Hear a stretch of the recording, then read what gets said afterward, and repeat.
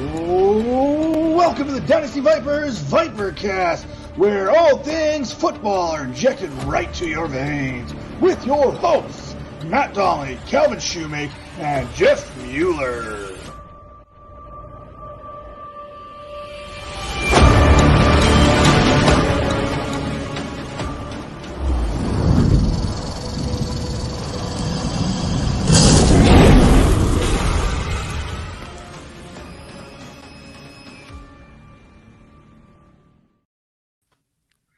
And welcome to the Dynasty Vipers Vipercast. I think this is episode 45, and today with me, we have the Tom Brady of the fantasy football world. Tom Brady's only got 7 rings. My man here, James Koh, has got many more trophies than that. 4-time Emmy Award winner, multiple-time Fantasy Sports Writer Association winner. James, how you doing? I'm doing great, man. It's great to be part of the show. I was going to start to throw in some Mark Twain awards in there and some R. Morrow awards and a golden Mike award there too. But I figured we don't want to put Tom Brady down too much. Wow. He's just freshly celebrating that 7th championship. Listen, I am very much like Tom Brady only in that I am older. I have won a few awards. And also, I like Tom Brady at my advanced age cannot drink nearly as much as I was able to in previous years. So in those ways, and only in those ways, are Tom Brady and I similar. That was probably the roughest celebration I've ever seen. Like Aaron Rodgers' beer chugging was bad enough. But watching Tom Brady stumble out and need to be held up, I know we've all been there at some point in our lives. We've always needed someone to kind of hold us up when we're kind of going down. So I'm glad he has got a good social network of friends around him. But come on, Tom. If I could defend Tom Brady for 1 second, though, have you guys ever gotten drunk on a boat? I don't know what, for whatever reason, it's a different ball game, man. Like drinking at your local watering hole versus drinking on a watercraft for whatever reason. Like when you get on dry land, I feel that. Like you drink and then you get on dry land, you're like, whoa, I am drunk. So for me personally, I don't drink anymore, but I get motion sick very easily. So if I'm on a boat, I'm probably already feeling like I'm half in the bag as is. Right. So you put a few of those beverages in, it's probably, I can see where you're coming from here. Yeah. So let's kick this off for the people that are watching here. Right off the get-go, we've got some quarterback carousel going on here. We've got news on Watson. We've got Wentz now signing in Indianapolis. Stafford going to Los Angeles. Dak Prescott, who knows where he's going to go. Russell Wilson says, you know what? I like you, Seattle, but, if these other 4 people come and say, we want you, I'm okay going with them.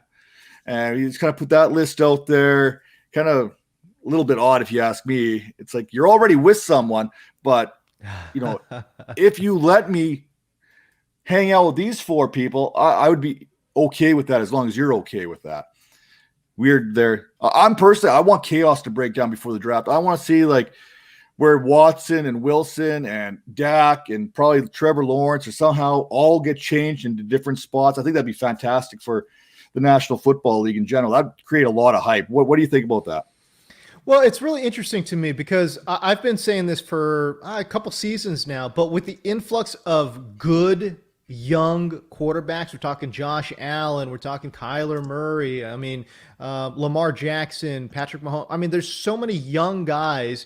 And really, other than Patrick Mahomes, these guys are still on the rookie contracts. And now we're going to see Trevor Lawrence, who I think is the best quarterback prospect we've seen since Andrew Luck. There's such an influx of young talent. It makes moving some of these veteran guys a little bit more palatable. Whereas before it's like, hey, listen, there's a dearth of talent at the quarterback position. Whereas now I think that the talent at the quarterback position is a lot deeper. First of all, you're seeing that reflected, I think in fantasy, but also in real life as well. And I think that's what's making moves like moving Matt Stafford feasible. Why, the Russell Wilson trade, while unlikely, could happen. And I just think it's because there's so much, young talent that's kind of pushing some of these older guys. And it's crazy. Russell Wilson's an older guy, or Matt Stafford is an older guy, but it's true. These guys have been playing in the league for 10 plus years. So it's interesting to me, but you're right. Like we kind of are seeing a little bit more chaos now. And I think it's because of that downward pressure from the draft of young players coming up. So when we break it all down, where do you see Deshaun Watson finally ending up? Where would you like to see him end up, fantasy-wise?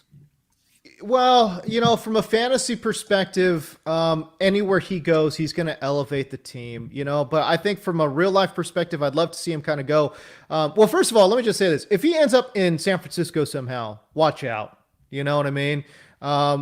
Shanahan's going to bring the best out of it. It's going to easily be the best coaching that he's received in his professional career. And I just think, look, with those weapons there, with Deebo Samuel and the other, George Kittle, for example, boy, he could go absolutely gangbusters. And those guys, too, would see their stats elevated as well. So I'm just very excited to see where Watson ends up. Maybe he still stays with Houston. Houston now is saying they're not really interested in franchise tagging Will Fuller. I don't know, man. The Watson saga is very, very interesting to me because Houston has made it pretty clear. They've made no indications that they're going to move him, and Watson has made it no indications that he is interested in playing for them. Them not bringing back Will Fuller, I think, is a big red flag too. So right now, as we were to stand here today, I don't know. I think Watson's fantasy value is kind of on the slide. It's really, I think, should be kind of sort of in free fall because if he really is that adamant about not playing, how many games is he going to miss? Is he going to miss training camp? These are a lot of question marks that are surrounding Watson right now. And of course, he is supremely talented. If he says he's going to come back to training camp, if he says he's going to play a full season, of course, we're talking about top 5 quarterback off the board. And then switching over to the other quarterback in Texas there, Dak Prescott. Before his injury, I think he finishes the season as the quarterback one with the numbers he was putting up there with the weapons that he has in Dallas. It seems like Jerry's kind of got his foot dug in where he doesn't want to pay Dak. Dak wants to get paid, and deservedly so. There may be some concern over that injury that we don't know about because who knows how that's going to play out. Maybe that's part of the reason. But for me, Jerry Jones seems like he'd be petty enough of an individual to be like, you know what, Houston, Deshaun Watson doesn't want to be with you. How about we take Deshaun Watson here? We'll surround him with some weapons, and you guys can have Dak Prescott. Oh, my gosh. I love that trade. Are you kidding me? I love that trade. I didn't even think about that trade, but I absolutely love it. I mean, you give Deshaun Watson, Amari Cooper, Michael Gallup, CeeDee Lamb, forget about it. The guy's going to go absolutely off on the league. And then Dak Prescott, too. Look, I mean, it would be a huge downgrade for him considering the offensive line and the receiving options, but I mean, if that means he ends up getting paid, good for him. So maybe it's a win-win. But man, that's a interesting sign and trade that I never really considered. But that's good. I like that a lot. Every once in a while, I come up with an idea, and then I wreck it by totally going a totally different direction and like throwing. Okay, well, let's see here. If Dak goes to Houston and we move Russell Wilson to Dallas and we move Deshaun Watson to Jacksonville, but we give 101 to Seattle in return and they get Trevor Lawrence. It's like 7 degrees of separation here when we're talking about how to make a trade here. Just to go crazy. I think we need something in 2021. After 2020, heading into 2021, just to something to blow our socks off as far as the trade goes. And I think we can see that kind of movement. Now, we talked a little Dak. We talked a little Watson. How are you feeling about Stafford and Wentz in their landing spots? Wentz, I'm kind of blasé on. I think what we saw. Look, he gets reunited with Frank Reich, who was his offensive coordinator the first couple years in the league, which I guess you could argue was his best, 2 years in the league. But I think what we saw last year was. It was abysmal, right? I mean, we're talking about a career high 15 interceptions. He had 4 fumbles lost as well, 19 turnovers to 19 total touchdowns. That's pretty bad. 57% completion rate. That's awful. He only averaged 218 passing yards per game. I do not understand. And I know some, big media types have said, he could potentially be a not only bounce back candidate, but a potential MVP. I don't see it, man. There's a lot to fix with Carson Wentz. I think he's always had a lot of trouble in terms of his downfield throwing. That was kind of sort of my one takeaway from watching. And I'm not a tape evaluator by any stretch of the imagination, but I've got eyes. Okay, I've seen a lot of football. When I watched even Wentz from his college days, I'm like, his downfield throwing looks a little suspect, and I think that has sort of played itself out here in the NFL. But can he get it going between the ears in Indianapolis? I'm not sure. He's going to have a strong run game. He's got a great offensive line. Certainly, all the ingredients are there for success, but. What's interesting to me is that offense was very dink and dunk. And I guess what I would be concerned with is that the offense or is that the quarterback, right? Was that Phillip Rivers or is that the offense? We're not exactly sure. I do know this, 55% of their passing yards came after the catch. That's the second highest percentage in the NFL, according to Next Gen Stats, right? And I would say this, yards after catch, that's not an easily repeatable stat. So if this is an offense that's going to be very dink and dunk, is that what you've seen from Carson Wentz? I'm not really thinking that's what it is. Like Carson Wentz is not like that timing guy, right? Like he's a see it and throw it dude. So you want this guy throwing, deep outs or whatever it is. So I don't know. I guess I'll be one of those folks that will wait to pass judgment, but I will say this, from what I saw in 2020, I'm not sure he's going to be a great quarterback, but maybe he can be an upgrade for the Indianapolis Colts. Now, you talk about Matt Stafford, easily a top 12 fantasy quarterback. You can lock that in. Is it going to be a top 8 quarterback in fantasy? Now, that will be a little bit of a question mark, but certainly there is a lot to get excited about when it comes to Matt Stafford. Teaming up with Sean McVay. Again, you talk about best coaching he's seen in his career. Easily the best coaching he will have seen in his career from Sean McVay. But let's be real here for a moment. It is a step down in terms of the pass catchers, right? Cooper Kupp, Robert Woods is not Kenny Golladay and Marvin Jones. I love Cooper Kupp, don't get me wrong, but he's one of the best slot receivers in the game. Matt Stafford, from what we have seen in his career, loves to bomb it deep. They don't have that guy in LA. Can they get that guy in the draft? Maybe, possibly. We'll see. But I don't think that receiver is a position that they're looking at in terms of a position of need. And when I look at Van Jefferson, Robert Woods, and Cooper Kupp, I see 3 guys that are three really good receivers, but not great receivers. So will that mesh with what Matt Stafford can get done? Again, we'll see. But certainly there is a lot to get excited about. I think one of the things that we're not really talking a whole lot about is when we're talking Detroit versus LA, we're going to talk about Detroit where he was playing without the lead more often than not. LA, he may have the lead a little more often, so less passing involved. That could come into play at some point. We had Jeff kind of kick in here.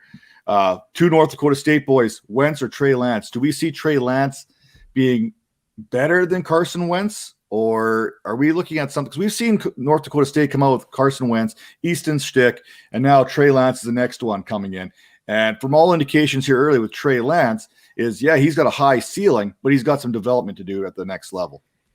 Yeah, I haven't seen a ton of Trey Lance. I've seen just a little bit of him. I really haven't dug into these smaller school guys yet. But listen, if you trust what the draftniks are saying, they really like the tools that he brings to the table. Now, I've only seen 2 cut-ups of him thus far, and again, they were just in passing. So, but what I've seen is I've seen good tools. I know I've seen good tools, but again, we're talking about development, in the pocket. Can he make the reads? Can he get off of his first read?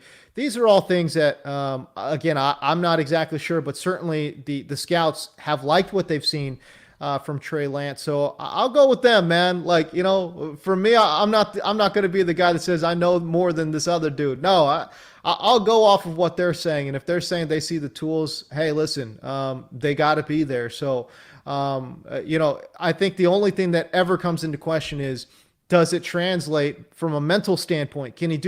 Does he have the mental processing speed when he's seeing these guys fly around at 1,000,000 miles an hour? That is a big unknown, and that is certainly something we're going to see. Speaking of the unknown, we talked about Russell Wilson here as well.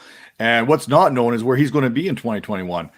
I would bet Seattle. It's going to be tough for him to get out of there. But we've got, I think he said Dallas is an option. New Orleans would be an option. I don't see New Orleans there with the cap. They're going to have to do some weird things to make that work. The Vegas Raiders, so Sierra could have her own Vegas show where she doesn't have to leave home ever to tour. And Right. if you have, I'm pretty sure if I go and check Adam Rank's timeline right now, I think Chicago may have been mentioned amongst that as well. He's in the Bears, right. No, listen, Russell Wilson's probably not going to get moved. I mean, let's be real here. But that being said, I don't know. Does Pete Carroll fall in love with one of these younger quarterbacks in the draft? I don't know. Maybe. Who knows what he thinks? And maybe Pete Carroll's thinking like, hey, listen, we love Russell Wilson, but if I can improve the defense, and also get a young signal caller down the stretch. Keep in mind, remember, Pete Carroll is the guy that used strong defense, great running game with Marshawn Lynch, and an unproven rookie quarterback to get to this to get deep into the playoffs. I think Russell Wilson was in his second year when he got to the playoffs. But people forget, Russell Wilson wasn't Russell Wilson back then, right? Like, he was very much a game manager. I mean, very much a game manager early on in his career. They leaned primarily on the run game with Marshawn Lynch and that supreme defense with the Legion of Boom to find their early success. And now as Russell has, kind of ascended into what we all consider to be a top 5 quarterback in the game, maybe top 3, really the success hasn't been there for the team. So I'm just playing devil's advocate here. I'm not blaming Russ or whatever it might be. I'm just saying, let's play devil's advocate. Let's try to get into the mind of Pete Carroll. He's done it before, where he's taken a young quarterback, a young game manager, use strong defense, a strong running game to get to, the promised land. So will that happen again? Does he believe he can do it again in this environment? I'm not exactly sure. I'll say this. Clearly, the indications are that Pete Carroll feels really confident about going back to that old school way of football, strong defense, strong run game, because he's made it clear they want to throw less. They want to put less on Russell Wilson's plate, and they want to get back to bully ball. And so we'll see if that works for him. Absolutely. And we're hitting draft season right now, so we're going to see all kinds of rumors. They're going to be flying around. We touched on some of these quarterback rumors. Marvin Jones kind of hinted that he'd love a reuniting with Matt Stafford in LA. I don't think they're going to be able to make that work with the cap situation. What Marvin Jones is going to want, he's probably going to be in that 9 to 11 million kind of range minimum. He's going to want to get paid as well, but nice little connection there to think about. Well, one of the things I want to touch on here is NFL cuts and how that's going to affect the draft going forward. We're going to see probably an unprecedented amount of cuts heading into this draft, with the salary cap coming down, teams making some moves for some money, trying to free up some money here. And some of these free agents that are going to get cut are going to be pretty good players. Teams might be able to add cheaper down the road. Right. Is there anything you see out of that? Is there how you envision this breaking down? Anyone you'd like to see cut somewhere else? I feel like front offices are going to be more willing to cut, good wide receivers, not great wide receivers. I think they're going to be more willing to cut good offensive linemen versus great offensive linemen. I look at what the Packers have done. They cut Rick Wagner, and I know Rick Wagner's getting a little longer in the tooth. He certainly has come off of how well he played a few years back, but I still think that we're talking about a pretty good player. You can get a pretty good player at right tackle for, I would imagine, probably almost nothing. And a lot of these teams need to improve their offensive line. I'll be very interested to see what happens with some of these aging defensive linemen, aging offensive linemen, wide receivers who, again, maybe they're entering their athletic prime, 28, 29 years old, but they just don't fit into a significantly, severely reduced salary cap scenario. So, man, there are going to be some great players out there. And I just wonder, and I do think that some of these veteran players, they're going to kind of gravitate towards these teams that are very close to breaking through. Listen, if they're going to have to take reduced pay, you might as well try to chase a ring while doing it. You know what I mean? So I think Kansas City is going to be a prime spot. Tampa Bay is going to be a prime spot. I think Baltimore will certainly be enticing to a lot of players as well. So, it's Green Bay is going to be another spot that I think will be enticing to some veterans. So, yeah, man, it's going to be cool. I do think that we're going to see those top teams really attract good talent on the cheap. And it might seem unfair, but because they're so close, there's going to be a lot of veterans that are going to ring chase. The one thing the NFL has always had over the other leagues right now, National Hockey League, we've seen those Colorado, the Rangers, and the Detroit Red Wings teams of the 90s and early 2000s, how they would load up on talent. Detroit used to add like Brett Hall and Brendan Shanahan, like all these veterans, like you said. NBA, we see super teams, 3 or 4 players go to a team, and this is our team. And then we had that. The NFL has always had that parity amongst itself. This could be the first time we've ever seen a little bit more of a separation from that first set of tier teams, that 8-9 teams, to that next set of teams.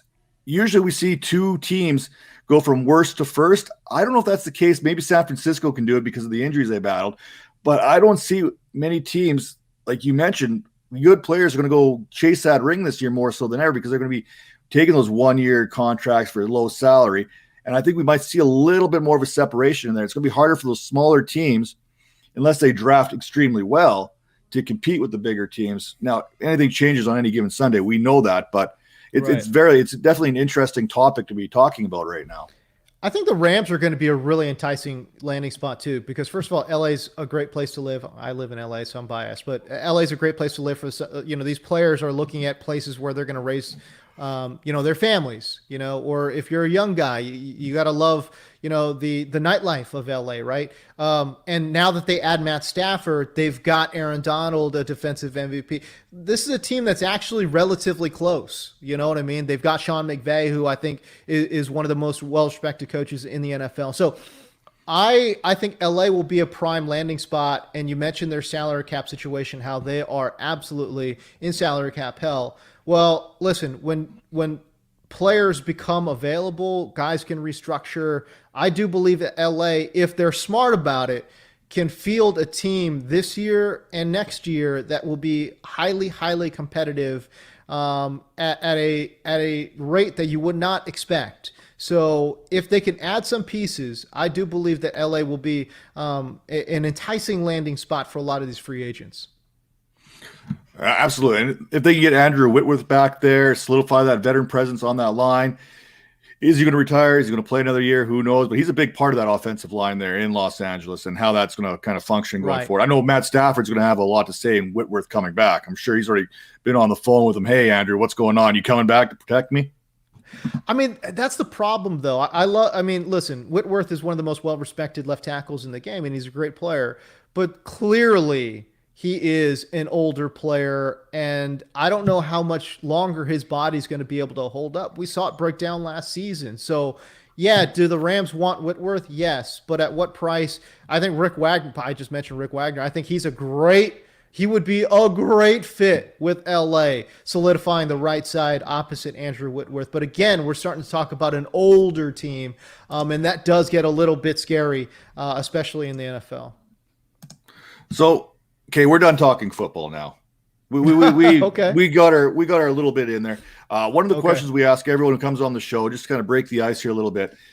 If you were a wrestling superstar in the 80s, 90s, and you were coming out to the ring, or a closing pitcher like Vaughn for the Cleveland Indians coming out with a little bit of Wild Thing in the background, what is your intro theme? What are you coming out to? Where are you going to get that pop from? I don't know, man. Like, I feel like a little Rage Against the Machine would be a good hit. You know what I'm saying? It's funny because like I'm a hip hop guy, so like my favorite song of all time, still to this day, is "Still Dre" by Dr. Dre. I just don't feel like that's what would hit though, right? Like, and I am a Rage fan, so like I feel like if I threw a little, Rage out there, it would get the fans a little riled up, man. That's what it's about, right? It's about getting the fans going on. I kind of joked about this. I'm like, I think I would be that person that would have like a different theme every time I came out, just to mess with people. No, man, you can't do that. No. You can't do that, man. Like, think about it. Like, I'm wearing a Stone Cold Steve Austin shirt right now. Like, when that glass breaks, you know what's going down. You know what I'm saying? You can't change it up on the fans. You know what I mean? Like when that Tombstone bell hits, you know what I mean? Like, okay, it's like, oh, man, we're about to get into some business. You know what I mean? So, no, man, Matt, you cannot change it up, bro. You got to stick with what works. Well, I'll tell you what, that Tombstone, it still gives me chills. I don't watch as much wrestling as I once did, but when those lights go down, you hear that first chill, you're like, oh yeah, here we go. It's like Hell's Bells. You get that little bit of thing going. You're like, all right, here we go. We know what's going down now. Right. Business is about to pick up, so to speak. Right. I got a little something here special. I know you remember this very well. This goes back to your NFL Network days, so I'm going to cue this video here. A little memory lane.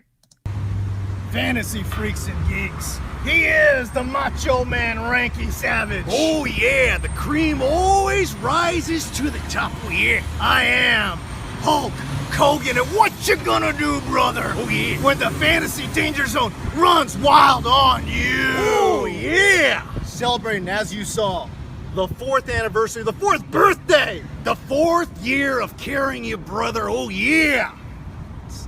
No, dude, what? Let's not talk about carrying me. That's kind of It's a joke, obviously. I mean, but still, it's not. Dude, it's a joke. Let's It's the danger zone. We joke around. Cut that. Cut. 3, 2, 1. He is the Macho Man Ranky Savage. Oh yeah, the cream always rises to the top. Oh yeah, and I am Hulk Hogan. What you gonna do, brother? Hey, Oh, I'm sorry. I know. don't jump my line. Why are you so serious about this? Don't jump my line. It's not. I'm not asking for a line. I can't have a little joke at the top. That's not allowed. And now I can't. I'm just kidding. Just kidding. Cut that. It's a fun segment. Stop. He is the Macho Man Ranky Savage. Cream to the top, Slim Jim, snap into it. Come on, man. No, I just don't You're understand. gonna no sell this? I don't No, understand. I tried to Come have on, fun man. before. Come on. And then all of a sudden you're like, oh, like you're like you got so sensitive about it. Like It's 4 years of the fantasy we have a danger cake. zone, man. It's 4 Look, years. we went down. It's 4 years of the fantasy We got a little danger zone. cake. What? Come on, man. Are you serious? Yes, I'm Are you serious. serious? You're gonna throw a cake Dude, at me? Are you gonna get? What are you doing? So sick of this. This. You know what? So tired of this. Every week. The same thing. Oh, hotline bling, just rap lyrics, numbers. You want to look at the numbers? Here's the number. I'm number 1. Danger zone. It's dead.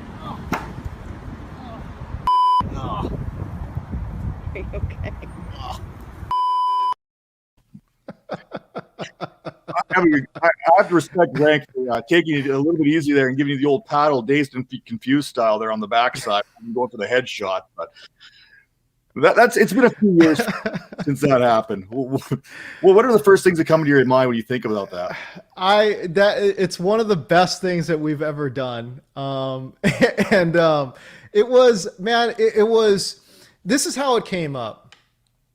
I knew I forgot. I think we taped that in like July, but I knew in like April or something that I wasn't going to get renewed at NFL Network. So I wasn't going to be on, NFL Fantasy Live ever again.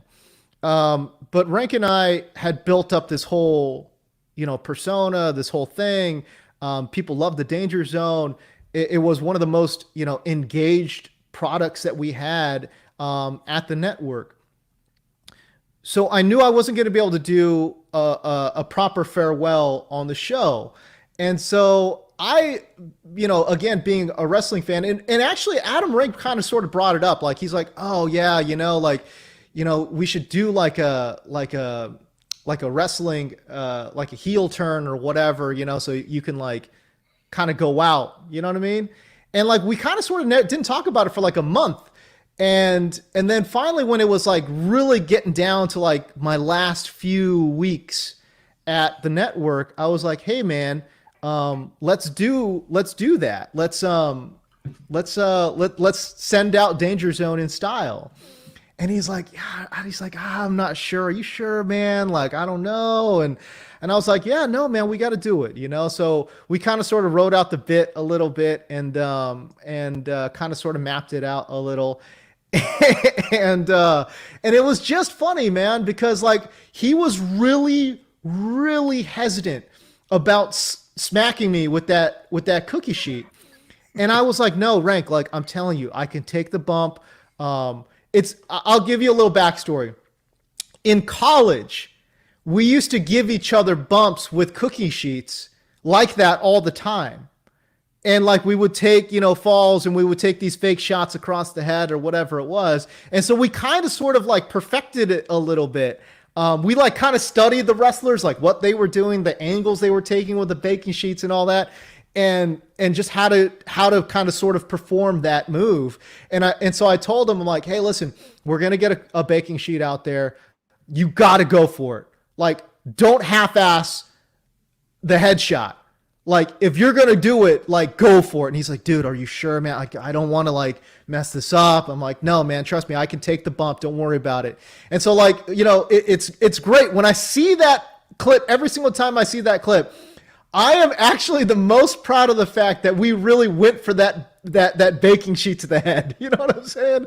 Like he really took a big swing at me and I really took a bump. You know what I mean? So, and the other thing too was like I was recovering from shoulder surgery or something at the time. And so that's why he didn't go for my upper body. He kind of went for the lower body. Although I kind of do regret that. I'm like, Rank, I'm fine. Don't worry about it. Like I've done the rehab. I'm good. Like you can go for it. But he kind of, he went for the lower half instead of the upper half, which is fine.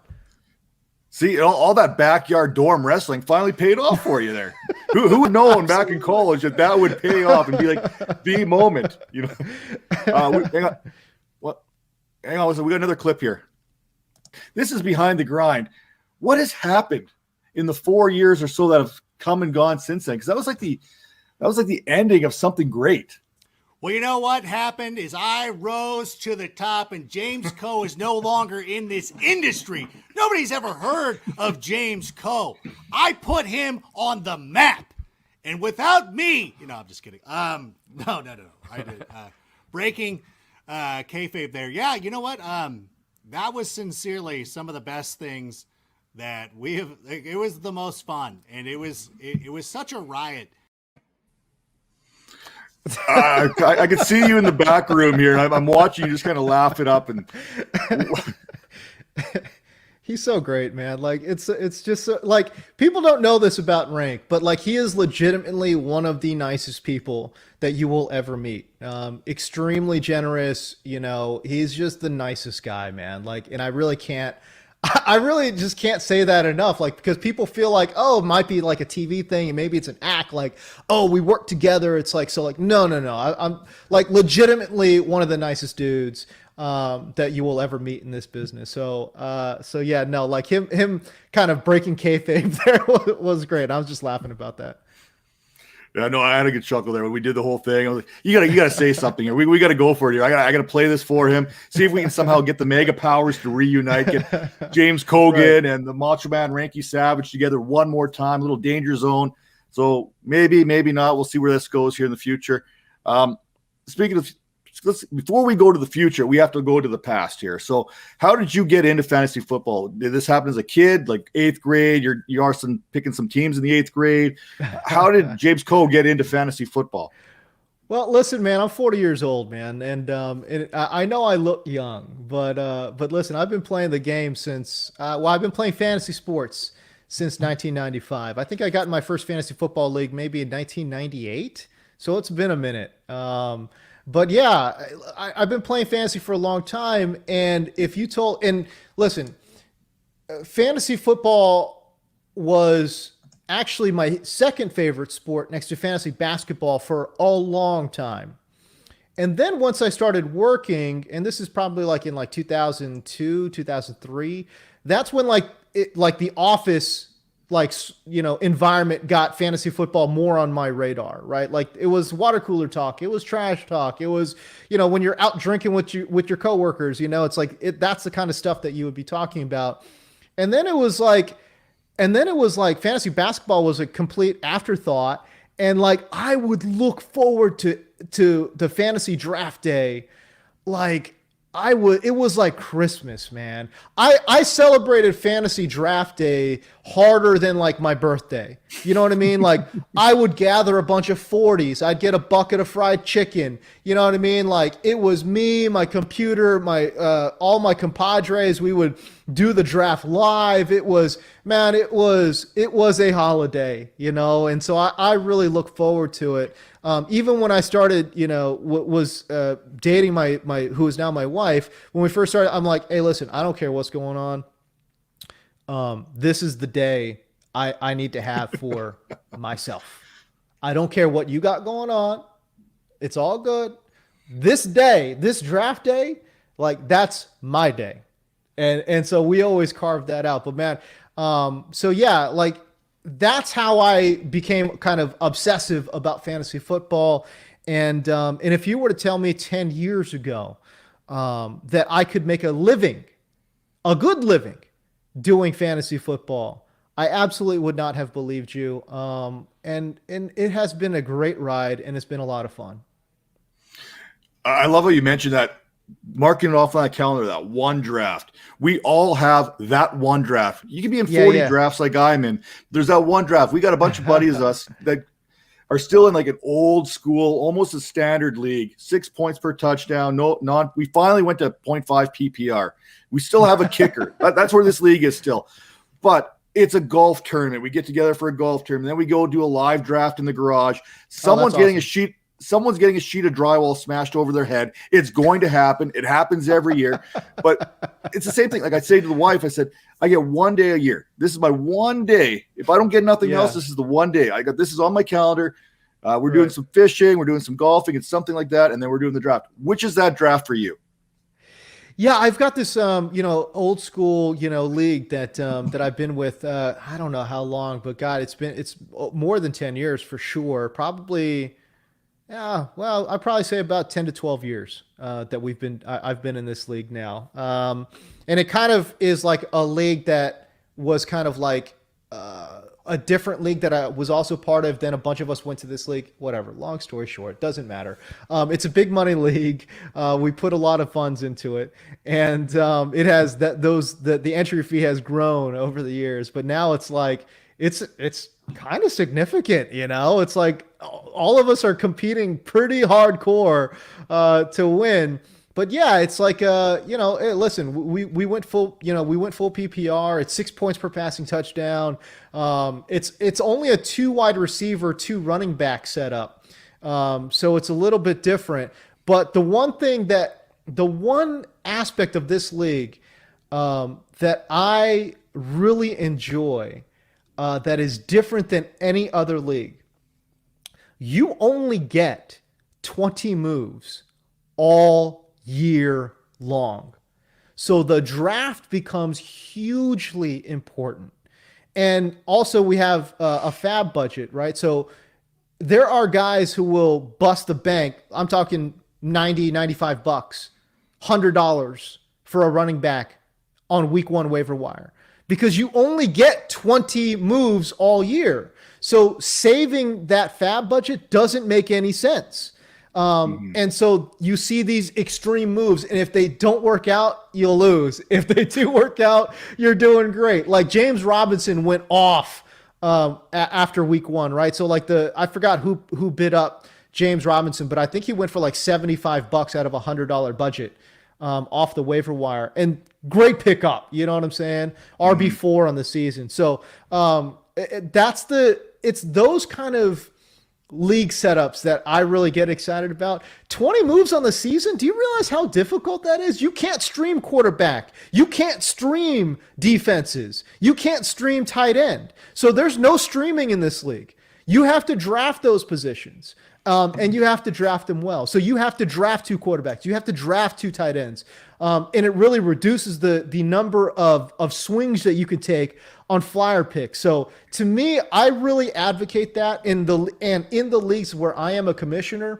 I don't make it that extreme, but I do limit the number of moves that you can make per year. And I generally try to make it anywhere between 30 to 40 a year so that you can't just have that roster churn where making a streaming defense, that actually can be a detrimental move. Streaming quarterback, that could actually be detrimental to you. So I at least want to put an extra level of thought into making free agent pickups.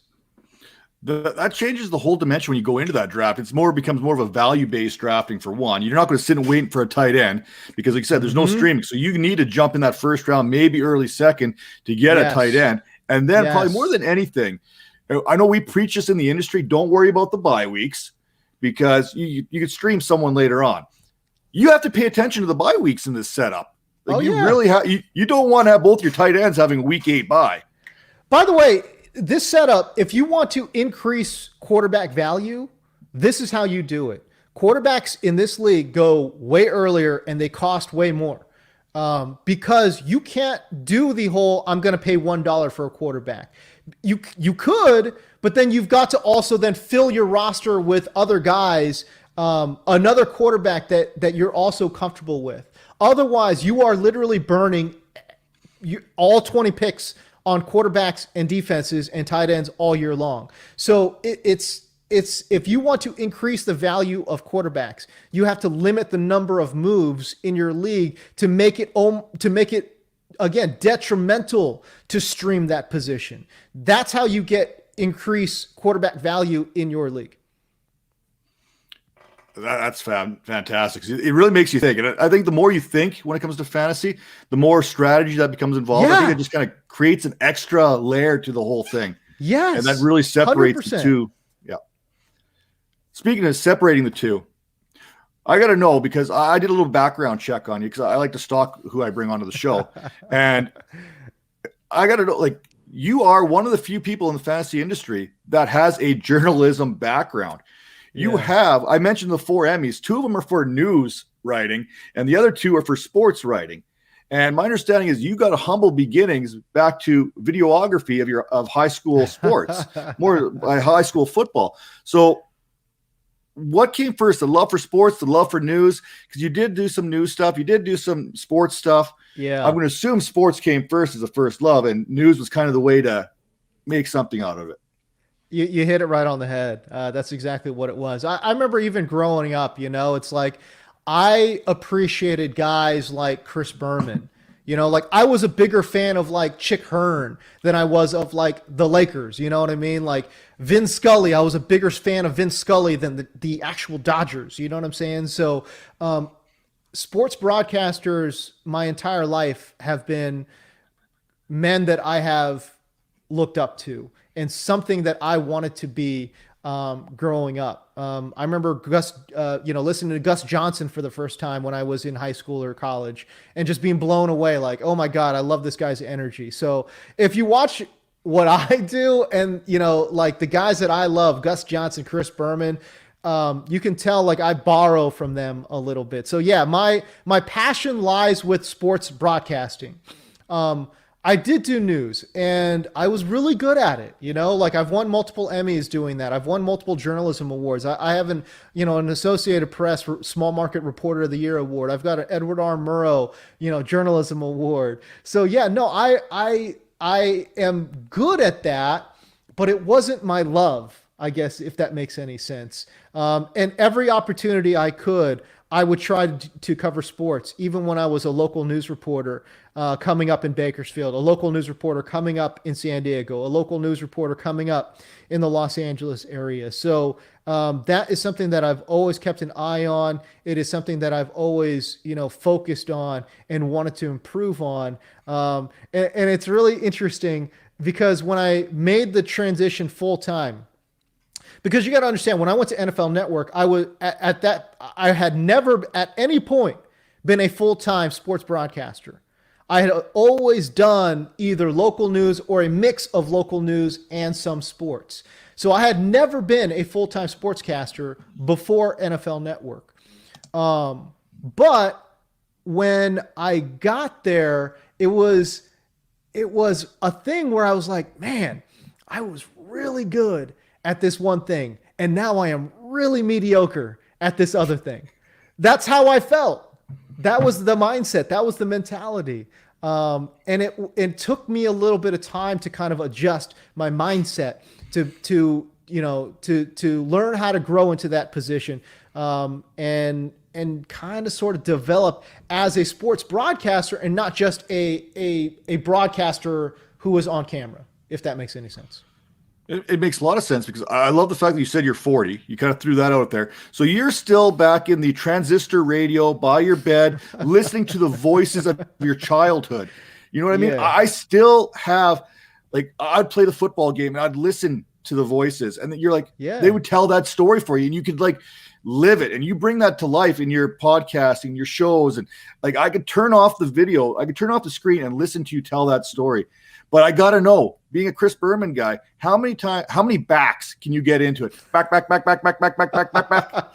I know if you're anything like me, you've tried this. You've done this probably a few times. Oh, no doubt. And not only that, but just, it's one of those things too, where it's like, if you listen to what I do, you could say, oh, Chris Berman, he's corny or whatever, but like, sorry, but I love it, and I'd still do some of that, when I'm doing my show on DirecTV. Like, I'll still break in bad puns all the time, because I don't know, like, I like it, and like, now that I'm 40 and I'm a dad, it works, because I just chalk it off. I just write it off to being a dad joke, and that's fine, but I still borrow some of that, his work with puns. I still borrow some of that in my own work. So yeah, man, like, I'm all about it, dude. I've seen this. You got the latest Fantasy Sports Writers Association award. Pardon maybe with your love for Bob Ross kind of comes into that whole thing too a little bit. By the way, congratulations again. I think I kind of reached out on Twitter, and I said it once before, but it's truly something special. Anytime you get recognized by those your peers in the industry, it's definitely a little more special. You know what I'm saying? I guess what I'm asking here now is, what do you have in store in this offseason? Where's James going now? How's he topping? How's he repeat, whatever we're at here? Oh man, Bob Ross was a culmination, because I had been nominated for that award 3 times. And on my 3rd try, I finally won. And it was interesting because when I submitted, the reason I was so happy with it was because, first of all, it was my 3rd time. But the other thing too, it's like, I really honestly, and I'm being dead serious, I honestly thought I had no chance at winning this award.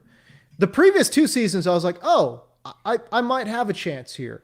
And it wasn't for Bob Ross. The previous 2 years was for Mad Fantasy, if you guys have seen my Jim Comer bit.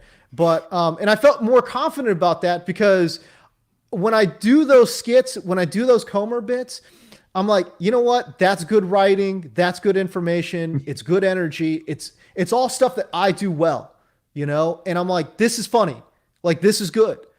Bob Ross, when we first did Bob Ross, we finished the shoot, and I look at my producer, I look at the camera guys, and I'm like, I don't know if that sucked or not. I'm like, that might have been bad. Like, I don't know. Like, that might be bad.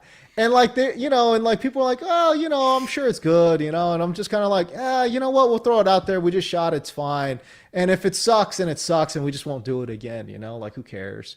But I honestly wasn't sure. Like, I didn't know if it was good or not. Like, I honestly had no idea whether or not people were going to think this was funny, if people were going to get it. Like, I really have no idea.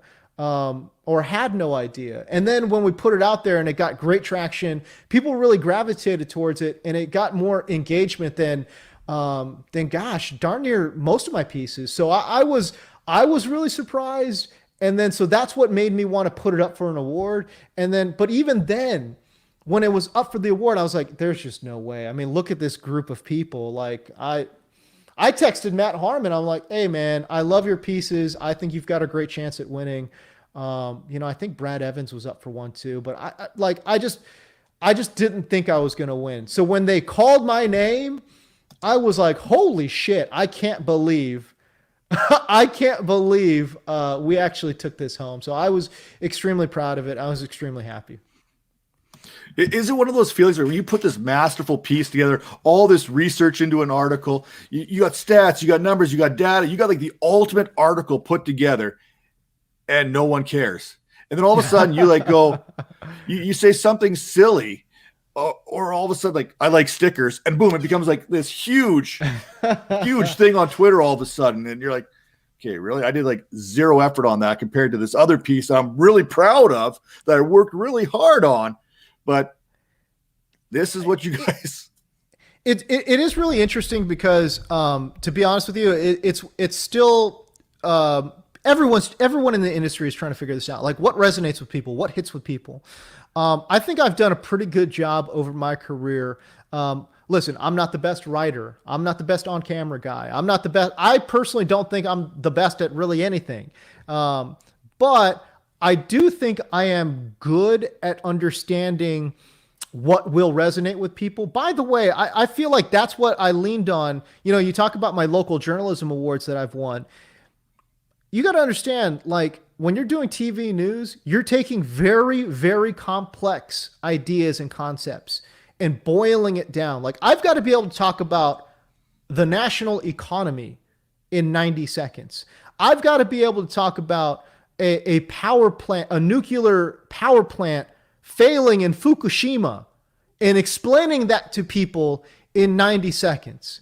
So the amount of work that goes into that, learning that. You think I know about nuclear power plant? No, I don't know nothing about any of that.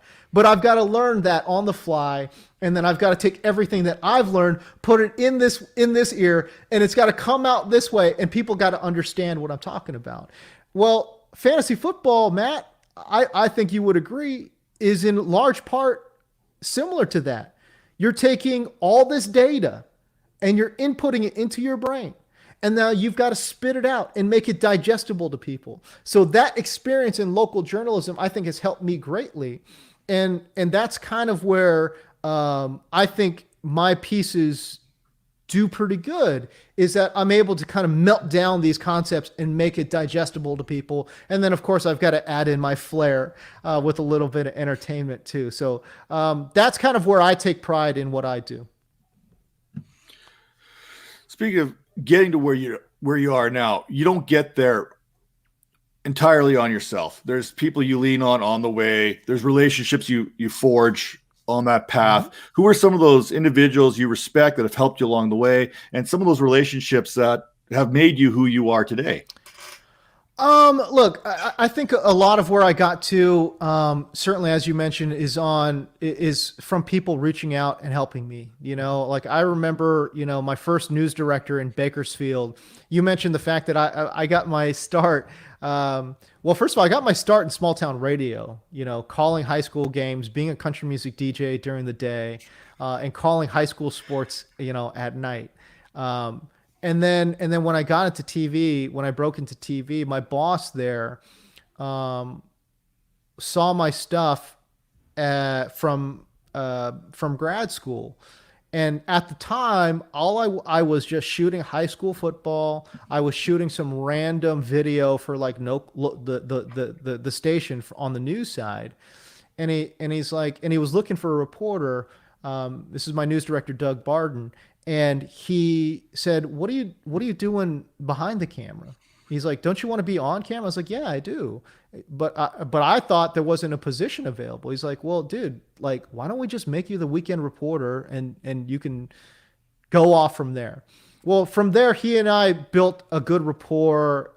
And he really helped me kind of develop what my story should look and sound like. He helped my storytelling quite a bit.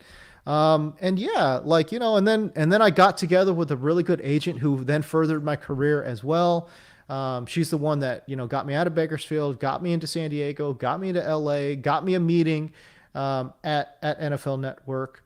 And yeah, and just, meeting people like Adam Rank, meeting people like Marcus Grant. By the way, Marcus Grant, he's the guy that hooked me up at DirecTV. Okay. Like he is literally the guy that said, hey, you should consider this guy, James Koh, for that position, because he's really good and he's my friend. And so he's the one that brokered that meeting with DirecTV. And again, I've had the best relationship at DirecTV. So yeah, man, listen, you can't get to where you're going to get to alone. Now, a lot of our work is done alone, but certainly to reach new heights, you need help. Well, I think I'm going to do a little bit more research here, a little more digging around next time you come on the show. And I'm going to see if I can find these old Bakersfield country music DJ videos, sound clips. They've got to be out there. This is James Koh. I don't know. They George might. Strait. That's how it was, man. That's literally here's the latest from Alan Jackson. It's like I mean, that's how it was. It literally was. And it was like, we're talking about like this 25-year-old Asian kid on some small town, mountain town radio station talking about, Toby Keith and Rascal Flatts and Reba McEntire. It was crazy, man. It was crazy, but it was a good time. It really was.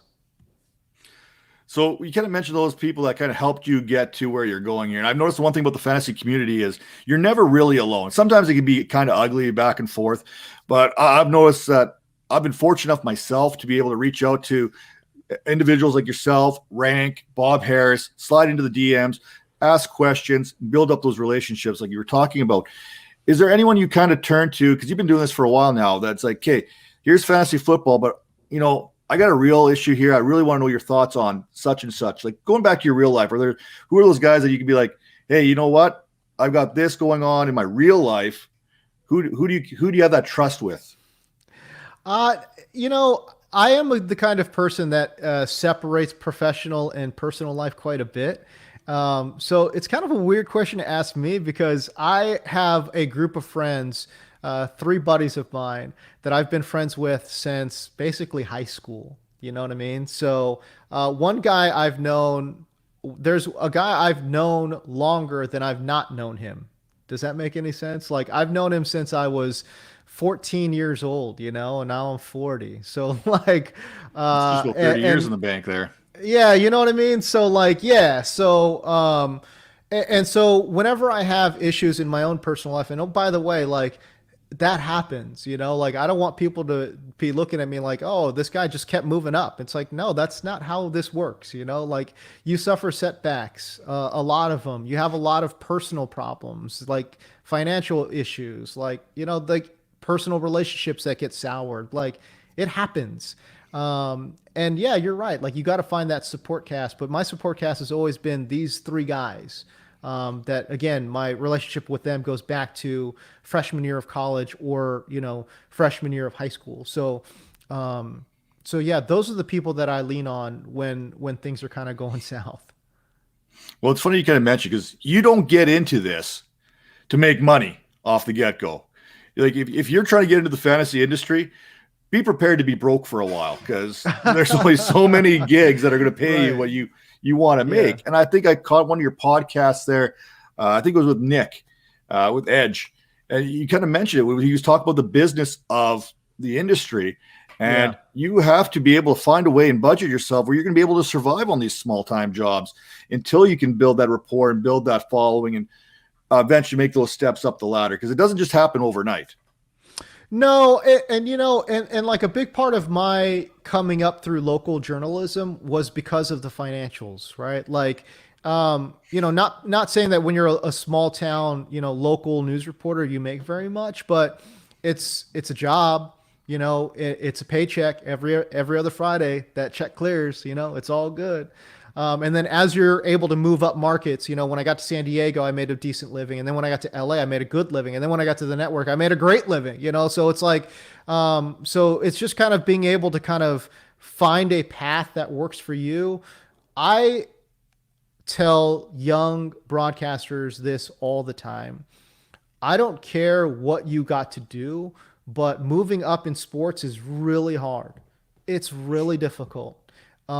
You will find it to move up doing news. You will find it easier to move up doing, I don't know, financial things, like whatever it is. Like you'll find it easier to move up that way. Like, and I know this is an old school thought, and I get that. There's young kids that are running circles around me, doing social media and moving up at like their rocket ships, just climbing. That wasn't me because I'm just not that talented. Like I had to grind, like I had to work, you know, like, but I did come up in a small business household. And so I've always thought about, okay, how do I make more money? You know what I mean? And I've always kind of sort of kept that in the back of my mind. Every move I make, it's always kind of sort of, honestly, dude, like if you were to ask me like what separates me, I think from most people in the fantasy industry, I think it's just because I really try to think of the business aspect first and then content second. And then, you know, and don't get me wrong, like I'm always thinking about content, but I'm thinking about business a lot too. So I think that kind of sort of separates me, I think, a little bit from a lot of folks in this in the business. I think if I was to take your path there through the news and stuff, I think I'd be best suited as like a weatherman. So like my fantasy takes, I'm hitting about 30% of my fantasy takes. There you go. I think I could probably do that with the weather and still be considered like a success. Like there you go. If you hit 50%, it's like baseball, right? If you can hit 50% of your fantasy takes, you're Hall of Fame bound. That's basically how it goes. If you're 50% right. as a weatherman, you're one of the best weathermen out there. So that's probably the path I would take, where I only have to do about 50% accuracy. But Matt, you could be a weatherman in LA where basically every day is sunny and you don't have to predict the weather at all because it's always the same. Yeah, I definitely have to have that helicopter in the sky because there's no way I'm driving in LA. I could handle it. I could not handle that. So that's probably the biggest hat tip to you guys that are out there. I come from a small town, so yeah, not for me. You kind of touched base on this a little bit here, but if you could give that one bit of advice that is resonate with the people watching right now, that piece of advice going forward, what would that be? You got to create content, you know, and I know I just got done saying like, I think about business and then I think about content. Well, listen, you can't have business without content. They go hand in hand, you know? So I just see too many people. I see way too many people reach out to me and say, oh, I want to get in the business. I'm like, all right, cool. So what have you done? It's like, well, I haven't done anything. Well, and then it's like, oh, well, it's a catch-22. Like I need a job to do stuff. It's like, no, that you need to break yourself of that mindset entirely, especially with the tools nowadays. You can write articles. You can put it on Twitter. You can put it on Facebook. You can put it on anywhere. You can write. You can do video. Think about Instagram Live, Twitter, you know, you could do, you know, Twitter videos. You could do YouTube. There's absolutely no reason whatsoever to not be creating content if that's what you want to do. And I get it. It's very frustrating. You feel like you're creating content and it's going nowhere.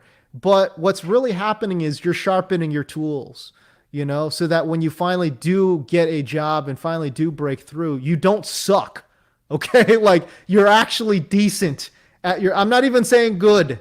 You just want to be decent at your job, at least early on, you know, and you're going to feel it's funny when you actually get the job, you immediately feel unqualified for it, or at least that's how it was for me.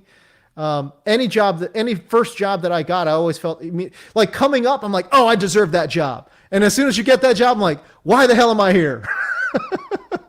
You know what I'm saying? So I don't know, like that's the weird paradox of the human mind. But I would just say, yeah, man, like create content. And then as you're creating this content, like then you start to understand like how difficult it is to create the content. Like, okay, I need to be brainstorming ideas all the time. Like I need to be thinking about this all the time. And then that's when you realize like, oh shit, like it's actually hard to do it, you know? Whereas I think most beginners feel like, oh, I could do that. And I always tell them, I'm like, yeah, you could. You absolutely could do what I'm doing. 100%. I don't think, like I've said this a million times, I don't think I'm that talented. I don't think I am some kind of like, I'm not God's gift to the camera. Like I'm just not that dude. But I worked extremely hard to get to where I am. And so, yeah, anyone watching this, yes, you could do what I'm doing. 100%. Like I've got no contacts. When I first started, I had no contacts. Like no one first of all, my parents don't even speak English, bro.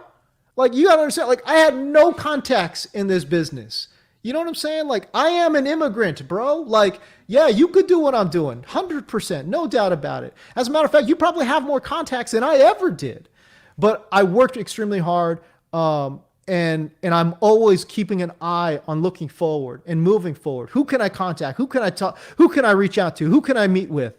And who can I send stuff to? Where can I get feedback? Like, that's how my mind is always working. Like, in terms of just make the content, get feedback on the content, make more content, get feedback on the content. You know what I'm saying? And like, just keep moving forward. And I think that kind of slow march for me has worked really well in my career. And that's kind of the mentality, the mindset that I have is just got to keep going forward, man.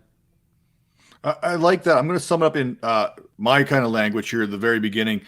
It's like going camping with a bunch of buddies. You don't have to be the fastest one there, but if there's a bear attack, just make sure you've worked yourself so you're not the slowest one. Right. And keep working on that. And then eventually, right. You know what I mean?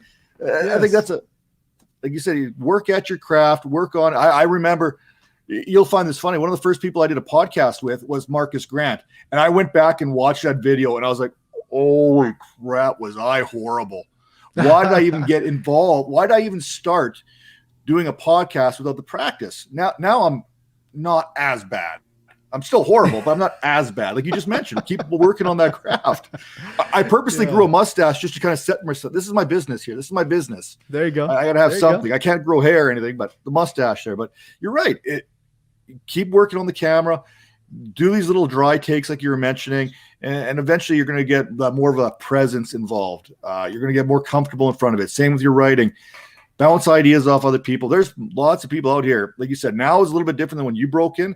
Now I could probably send an article over to Liz Loza and she'll even read it for me and give me feedback. Right. You know what I mean? That's kind of where we are as a community, I think. But when you're breaking in, those individuals are far and few between. Listen, it's the hardest thing in the world to get your first job. And then when you get your first job, it's the hardest thing in the world to get your second job. But you know what? Like, you can't let that deter you. You know what I'm saying? Like, I used to do, when I first started this business, or when I first started working, collecting a paycheck, I was in sales, right? Like, mostly because my parents, you know, they own a small business and like, you know, they did sales a lot. And I didn't really know what I wanted to do with my life. And honestly, at the time, I really didn't think like sports broadcasting was a realistic goal. Because again, I didn't know anybody. I didn't know nobody that did anything remotely close to journalism. I only knew small business owners. I knew some lawyers and doctors and stuff. And like, I wasn't smart enough to be a lawyer or doctor. So I just had to go into business, right? So that's what I did. I did sales for a few years out of school. I sold life insurance. I sold like, you know, electronic contracts and stuff. Like it was, that's what I did, right? And like this whole mentality of just like, people always telling you no, like, no, I don't want that. I don't want that. I don't want. But then like, eventually, like, you know, you kind of sort of like you try to become desensitized to it and just keep looking to like, move forward. And I think that's the mindset that I try to bring, with my profession. And I want to stress that again, it's my profession. It's my job, you know, and that I approach it like a job. And I'm always looking to make contacts. I'm always looking to advance. I'm always trying to keep an ear to the ground in terms of the industry. Like, where's the industry moving? Where do I need to be moving? Where do I need to be shifting my talents? Where do I need to be shifting my time and efforts? Because quite honestly, I'm not like let's say like an Evan Silva, who is a grinder to the utmost. Tremendous writer. I love Evan Silva. Great writer. And he watches more tape than damn near anybody, right? But that's not me. And I can't be Evan Silva because I just can't pump out the words like Evan Silva. I'm a more of a creative thinker. I think I'm better on camera, right? So like, those are the skill sets that I'm trying to hone and bring to the table. And then where can that fit into this landscape? You know what I'm saying? Like, do I need to start talking about DFS more? Do I need to start talking about sports gambling more? And if that's the case, what are some outlets that I can reach out to? What are some outlets that, You know what, Matt? Like, you know what I do when people ask me about, okay, how do I get my first job? I set singles, doubles, and home runs. What's a single for you? Like, what would be a place that you would work at where you would be like, yeah, I can get that job? What would be a double? What would be like, oh, it's like if you got that job, it's like, oh, wow, that's really cool. I got that job. That's really cool. And then what's like a way out there goal where you're just like, there's absolutely no chance in hell I can get this job, but I'm going to try to figure out how to get it.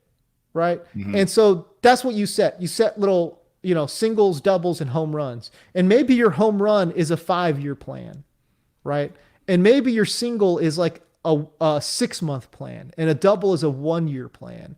But I have these plans, and not just in my mind, I write them down, like, oh, and I'll share with your viewers, like, I want to work at ESPN, right? Like, I want to work alongside Matt Berry. I want to be the other guy. I want to be the other Matt Berry that's what I want to be.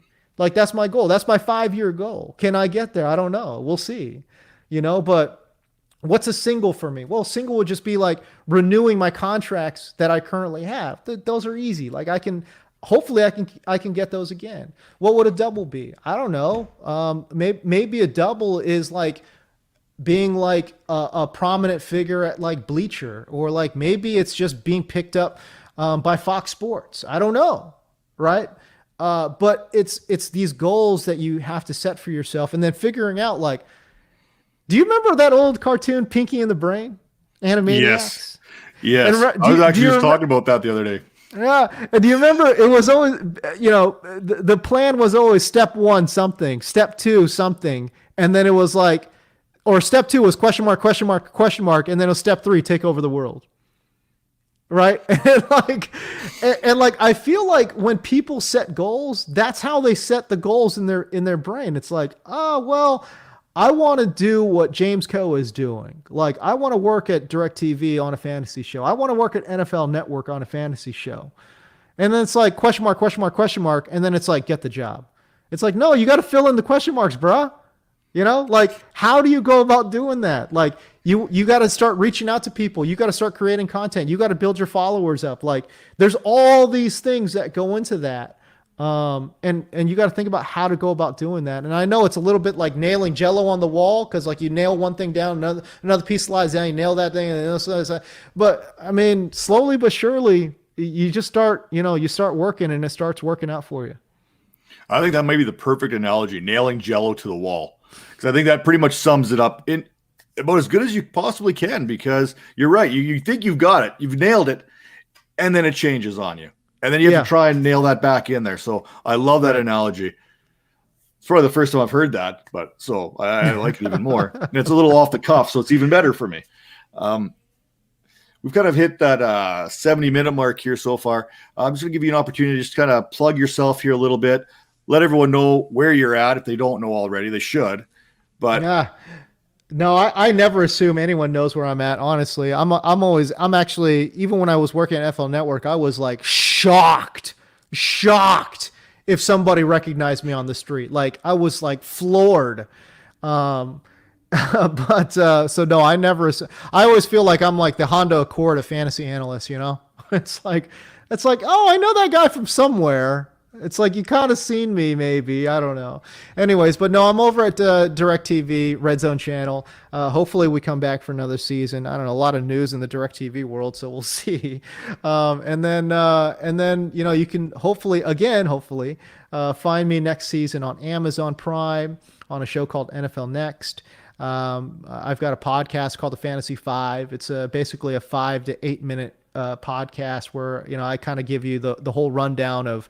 I know I sound long-winded, but on this podcast, I am very concise and succinct and to the point, where you get all the fantasy advice you need in about 5 to 8 minutes. And then on Twitter, Instagram, at JamesDKoh, spelled Koh, and I think I do a pretty good job interacting with the fans and stuff. So I would encourage people to follow me there, and especially if you just want to see, I don't know, kind of like irrelevant takes on football, or or I try to keep it light and funny. I also do a lot of next gen stats work. So if you're kind of a stats geek, then I've got some stuff for you too. Well, hey, it takes all kinds. We got the freaks and we got the geeks, so we need to There make you sure go. we bring it all together. Man, I should write this stuff down. It's stolen, but I should write it down just in case. There you go. And on that note, this was like episode 45 of the Dynasty Vipers Vipercast with James Koh. James, thank you for coming on the show today. And thank you, everyone, for tuning in. Appreciate your support. And we gone.